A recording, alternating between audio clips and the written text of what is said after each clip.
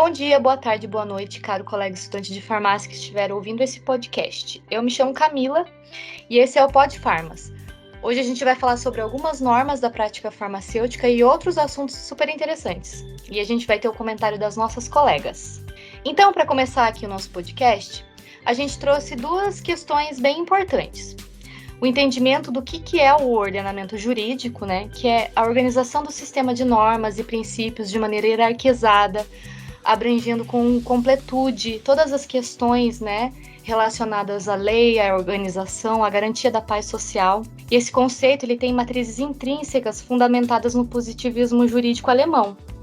Nesse contexto, o surgimento do ordenamento jurídico brasileiro sofre uma influência greco-germânica também, pautada fundamentalmente nas leis e costumes como fontes de direitos. Quando a gente olha para o Código de Ética do Farmacêutico, aí mais específico para a nossa área, a gente pode ver facilmente essa similaridade com essas fontes éticas. Logicamente, acrescido de técnicas e políticas que são inerentes à nossa profissão.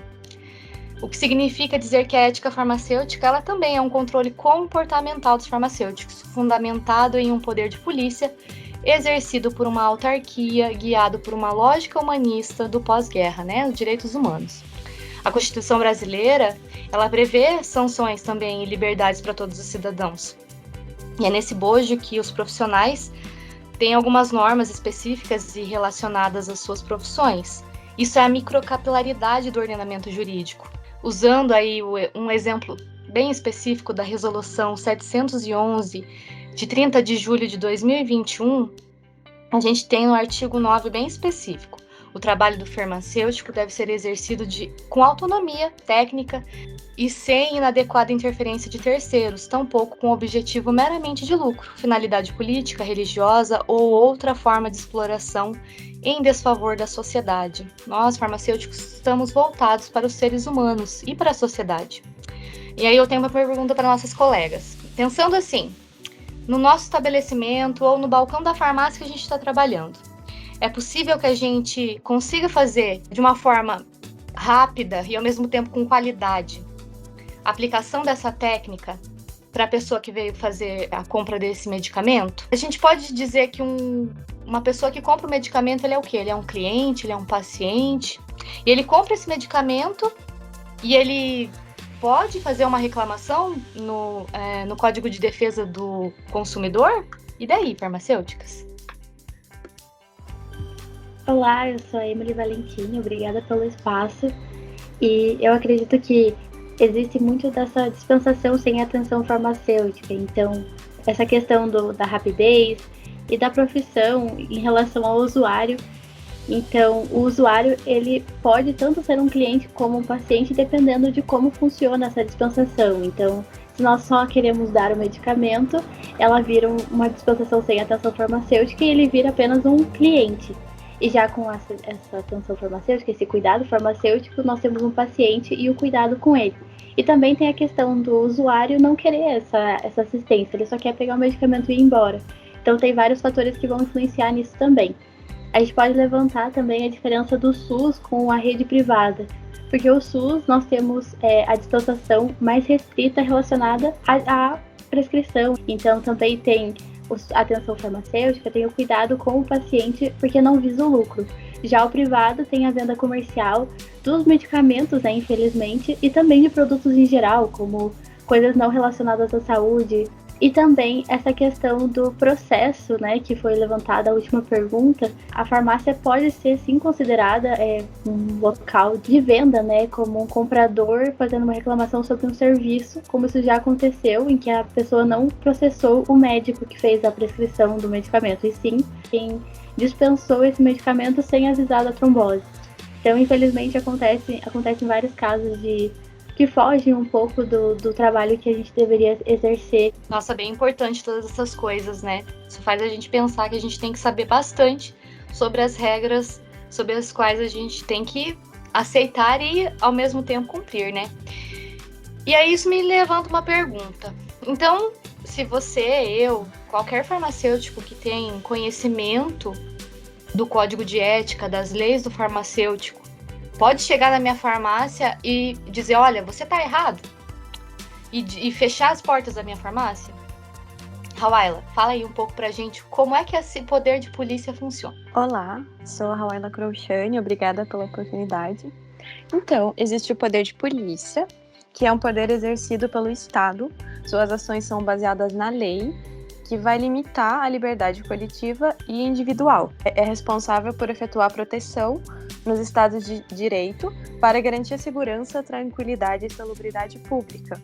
Na área farmacêutica, o Estado exerce o poder de polícia administrativa por meio do Conselho Federal de Farmácia, Conselhos Regionais de Farmácia e o Sistema Nacional de Vigilância Sanitária. A polícia administrativa é a polícia preventiva. Ela vai prevenir o acontecimento de crimes, vai agir antes de acontecerem os crimes.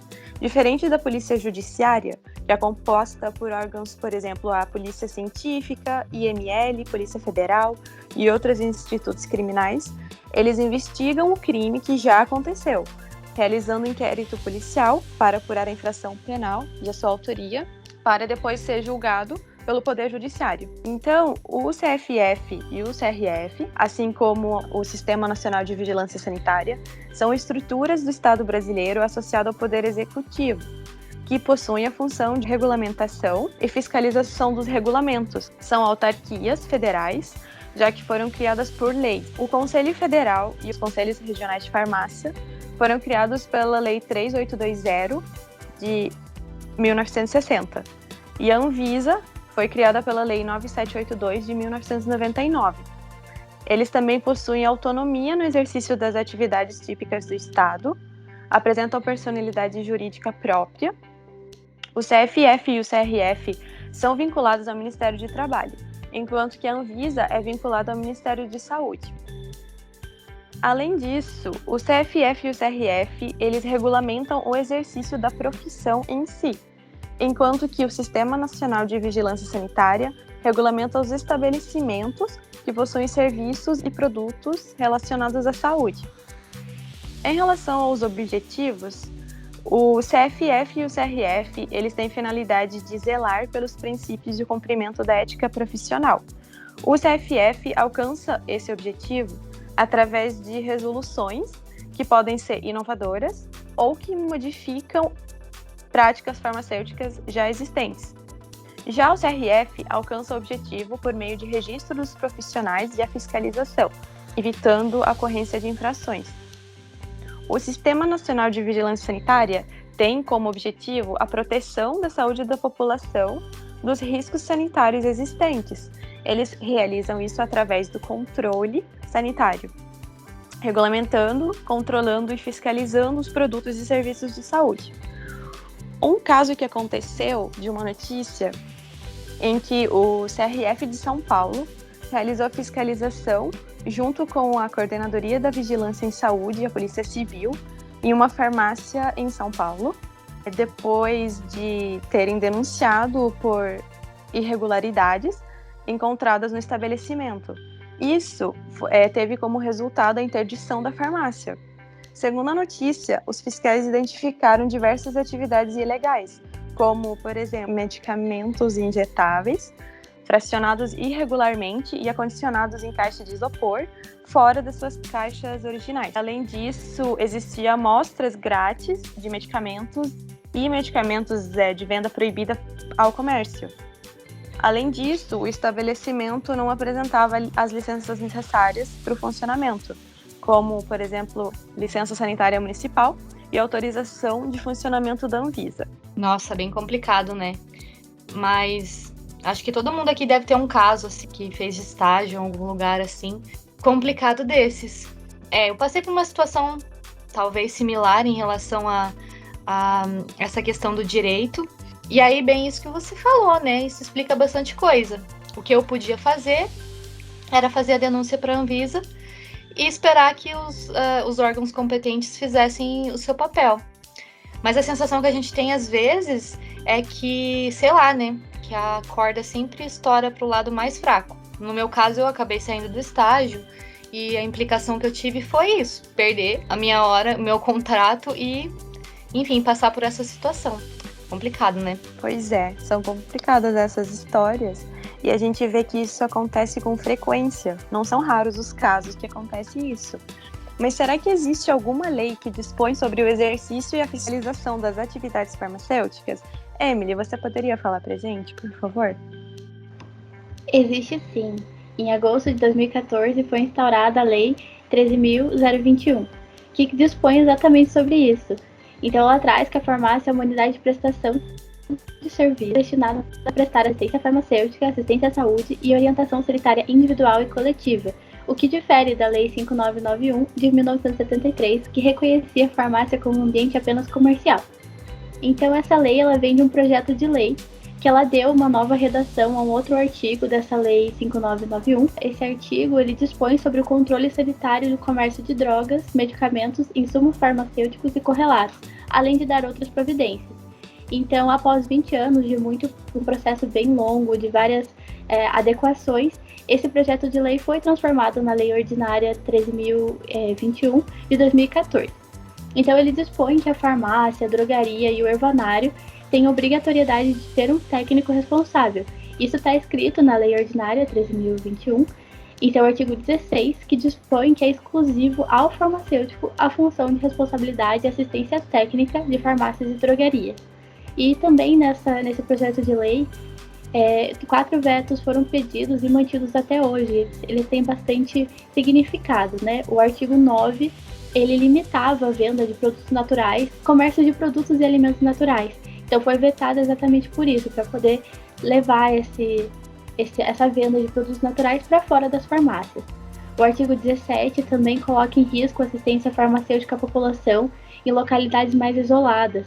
Então, onde estavam os dispensários e as unidades volantes, que são licenciados pela Lei 5.991, como uma forma de prestar o serviço farmacêutico nessas localidades. Então, o artigo 17 trazia que elas tinham que virar a farmácia em um tempo muito curto. E se elas não virassem, né, se realmente isso não acontecesse, elas perderiam a licença. E isso traria esse problema nas localidades que são mais isoladas. Já o artigo 15, ele traz que a restrição da atividade de fiscalização devia ser feita por fiscais farmacêuticos. Então isso vai interferir nas competências dos demais entes federativos e além de não ser uma atribuição do Conselho de Farmácia e uma atividade fora das suas competências. Então o artigo 15 também foi vetado.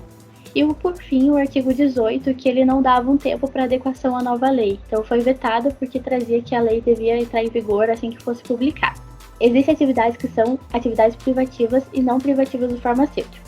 O decreto 85878 de 1971, ele estabelece normas para execução sobre o exercício dessa profissão e também dá outras providências.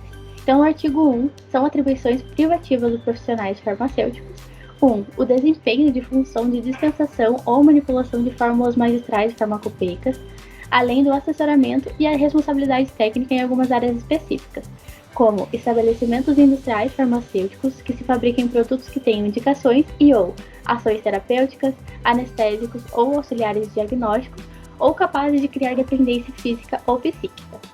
Também órgãos, laboratórios e setores ou estabelecimentos farmacêuticos em que se executem o controle ou a inspeção de qualidade, análise prévia, análise de controle e análise fiscal dos mesmos produtos que foram mencionados anteriormente.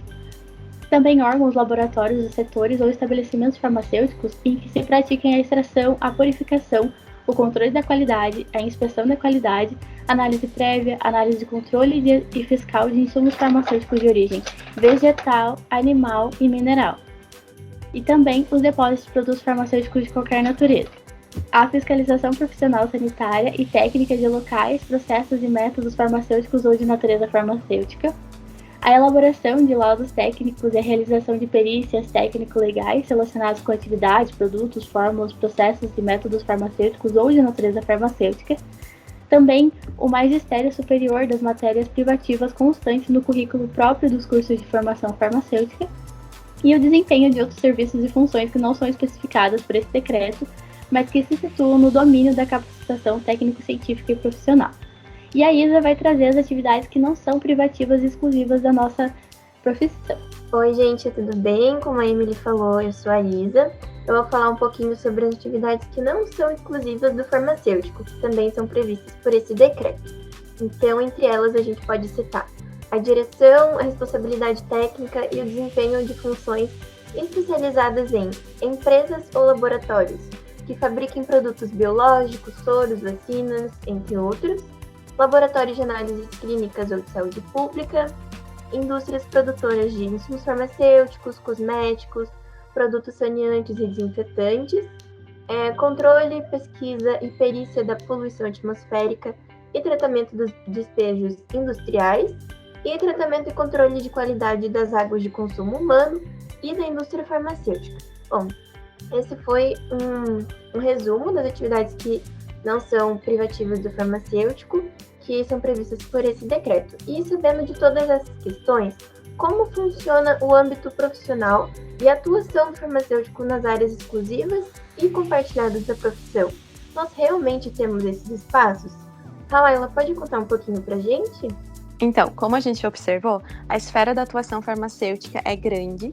Existem muitas áreas que o farmacêutico pode atuar, seja de forma privativa ou compartilhada com outros profissionais. Isso gera grandes possibilidades no exercício da profissão, no qual o profissional farmacêutico pode estar presente em diversos estabelecimentos, exercendo diferentes atividades que são relacionadas com a área da saúde. Por um lado, esse fato deveria ter como consequência o reconhecimento da profissão, porque o farmacêutico seria encontrado nesses diversos estabelecimentos que são previstos na lei, contribuindo com a produção, análise e fiscalização de medicamentos e prestação de serviços de atenção farmacêutica. Entretanto, observa-se que existe uma desvalorização da profissão, sendo que o farmacêutico acaba se perdendo entre essas diversas áreas de atuação, principalmente as áreas compartilhadas com outros profissionais. Além disso, existe um desconhecimento pela sociedade do campo de atuação farmacêutica. Ou seja, a sociedade não sabe onde ou não sabe as áreas que o farmacêutico pode atuar. Nesse sentido, nós, como farmacêuticos, podemos contribuir para a valorização da nossa profissão, já que possuímos as competências técnico-científicas que são necessárias para o exercício das atividades previstas na lei. Não podemos deixar que outros influenciem as nossas responsabilidades ou assumam as nossas funções. Portanto, é importante que o farmacêutico assuma a posição oferecida pelo Estado. Caso contrário, o que pode acontecer é serem criadas novas leis ou modificadas leis que podem causar prejuízo para a nossa profissão. Sim, isso é bem complicado, né? Porque existem vários fatores que vão auxiliar nessa desvalorização e nesse apagamento que a gente acaba sofrendo dentro da profissão. Isso também é importante em relação ao risco sanitário dentro da profissão. Então, Isa, você pode definir para a gente? Claro, posso sim. Então, o risco sanitário era tudo aquilo que tem um potencial de produzir efeitos nocivos ou prejudiciais à nossa saúde. Em um estudo de 1992, Mary Douglas considera, então, o risco como a maneira moderna de avaliar o perigo em termos de probabilidade, num contexto de certeza. Então, o risco é tudo aquilo que tem uma probabilidade de causar algum dano à nossa saúde. E o órgão responsável por promover a proteção da saúde da população desses riscos sanitários é a Anvisa. Ela faz isso através do controle sanitário, da produção e comercialização de produtos e serviços que são submetidos à vigilância sanitária e regulamentando, controlando e fiscalizando os produtos que envolvam risco à saúde pública. Ah, sim, muito obrigada. E existe algum exemplo de risco dentro da nossa área de atuação? Sim, a profissão farmacêutica ela é muito ampla, né? E a gente pode ver esse risco sanitário presente em muitas delas. Mas entre elas a gente pode citar a exposição à radiação durante a produção de radiofármacos, que é uma atividade exclusiva do farmacêutico. Nessa produção, o profissional ele deve utilizar roupas de proteção específicas e sempre estar atento ao tempo de exposição a essa radiação, né? Então, de acordo com um estudo de Oliveira de 2008, o manuseio de radiofármacos PET, que são radiofármacos preparados com radioisótopos emissores de pósitrons, é potencialmente perigoso devido às suas características radioativas. Porém, o nível desse risco ele vai depender tanto da emissão da radiação e do tempo de vida desse radionuclídeo que é determinado de cada fármaco. Obrigada, meninas. Nossa, esse nosso assunto me deixou realmente pensativa. E como a gente já havia conversado anteriormente, é importante a gente observar esses vários lados, as nossas opiniões, porque em determinado momento da nossa profissão a gente vai se deparar com questões éticas. Sejam elas de grande importância, né? Não que as pequenas não sejam também, mas que vão colocar a gente em problemas éticos que a gente vai precisar resolver. Afinal de contas, a gente vai, assim como a gente recebe o título de farmacêutico, a gente também tem que ter as responsabilidades que estão inclusas nesse título. E a gente vai ter que pensar sobre essas questões, o que a gente vai responder. Com certeza, o que a gente sempre tem que mirar é na ética farmacêutica, é no bem das pessoas, é na Constituição, é no nosso código de ética, e sempre tentar fazer o que está ali correspondendo o que é o certo, né? Visto. Mas a gente sabe que a vida também não é preta e branca, né? A gente tem situações em que a gente vai se questionar de uma resposta ou se colocar nesse momento, né, de questionamento. E eu acho que é muito importante a gente ser bem realista sobre o nosso papel dentro da sociedade, o que a gente pode fazer, o que a gente não pode fazer, como é que a gente pode ou não pode trabalhar uma questão, mas sempre mirar na ética e na Constituição. Muito obrigada a todos. Esse programa tem um agradecimento das nossas participantes, começando por mim. Camila Rafaela Rodrigues, acadêmica do 9º período de farmácia. Emily Pessoa Valentini, acadêmica do 6º período de farmácia. Rafaela Crouchani, acadêmica do 6º período do curso de farmácia. Isadora Padilha Ada, acadêmica do 6º período do curso de farmácia. Para mais informações e contatos, é só chamar a gente. Muito obrigada e até mais.